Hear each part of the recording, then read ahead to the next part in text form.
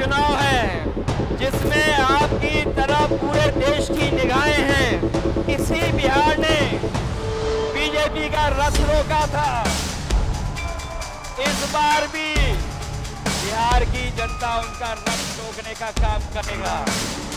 मोदी जी चाहते हैं फैक्ट्री लगाएंगे गुजरात में, अब विक्ट्री चाहिए बिहार में। जनता अचंभित और दुखी होकर इनके कुत्सित प्रयास को देख मुझे मालूम है कि प्रयास को जनता का समर्थन नहीं। आरजेडी का भ्रष्टाचार तो बिहार का बच्चा बच्चा जानता है। इस साल के अंत तक बिहार में विधानसभा चुनाव हो सकते हैं। इससे पहले सियासी सरगर्मी तेज है। लोकसभा चुनाव की तरह विधानसभा चुनाव में भी महागठबंधन पूरी ताकत से मैदान में उतरता नजर आ रहा है।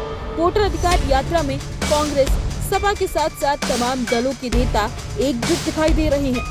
इसी कड़ी में समाजवादी पार्टी के मुखिया अखिलेश यादव भी शनिवार को बिहार पहुंचे और उनके आते ही राहुल, तेजस्वी और अखिलेश की तिकड़ी की चर्चा होने लगी। शनिवार को विपक्ष की तिकड़ी ने रोड शो किया, जिसके बाद अखिलेश ने कांग्रेस सांसद राहुल गांधी और आरजेडी नेता तेजस्वी यादव के साथ अपनी एक फोटो एक्स पर शेयर की और उसके साथ कैप्शन में लिखा, लोकतंत्र के सिपाही साथ आए 3 भाई।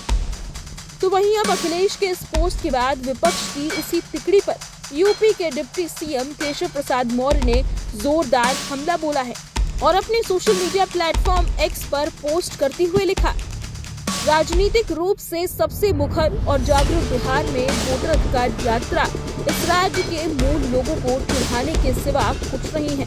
ये कथित यात्रा केवल घुसपैठियों और राष्ट्र विरोधी तत्वों को खुश करने के लिए है। ऐसे तत्वों के बल पर ही कांग्रेस, सपा और राजद अपनी राजनीतिक रोटी सेकते रहे हैं। अपने परिवारवादी राजनीति के नए दौर में सपा बहादुर श्री अखिलेश यादव, पंजा बहादुर श्री राहुल गांधी और लालटेन के लाल श्री तेजस्वी यादव की तिकड़ी अपने को उन विध्वंसक तत्वों का सबसे बड़ा लंबरदार समझती है।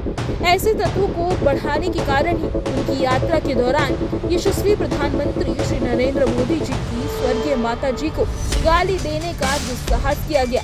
इसका बदला बिहार की जागरूक जनता आने वाले विधानसभा चुनाव में जरूर लेगी।